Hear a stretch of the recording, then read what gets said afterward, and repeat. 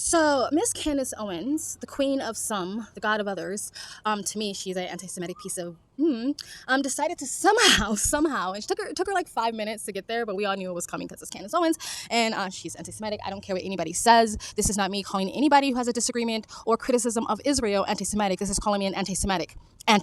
Somehow blamed the terrorist attack that happened in New Orleans on Israel. Somehow tried to make that make sense. Of course, her own fan base for once actually held her accountable and called her out for once, because like her fan base is a little bit culty and a little bit sheepist. Yes, the person who says that he was inspired by the Islamic State and most likely Islamic extremist with an ISIS flag on the back of his truck is somehow the fault of Israel. 15 people now confirmed, with dozens more injured. A U.S. Army veteran who had posted to social media that he was inspired by the Islamic State and wanted to. The FBI says it doesn't believe the shooter acted alone and are focusing on a range of suspects. New Orleans officials pledging justice for the victims of Wednesday's fatal truck ramming on Bourbon Street. A U.S. Army veteran with an ISIS flag on his vehicle swerved around makeshift barriers just hours into the new year. Well, not only was she trying to blame the New Orleans terrorist attack on Israel in a very roundabout way, but she was literally also blaming America. But she's supposed to be a conservative Republican. Who usually blames terrorist attacks on Americans?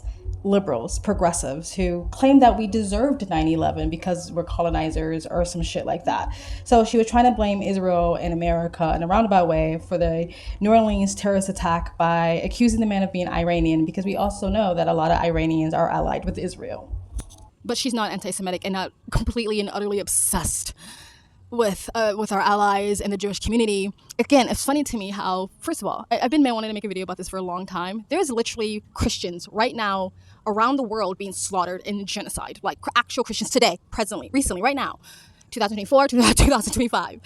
She never talks about that, which is really odd, because she likes to pretend to hide behind, like, no, I just want justice for Christians and Catholics, and I just want the real history to be revealed. But right now, Christians are being slaughtered. Never talks about it, probably because she cannot circle it back and tie it to Israel. But she wants to talk about history, like the USSI or something like that, which I'm not going to get into because I don't have that much knowledge about it. But it's history.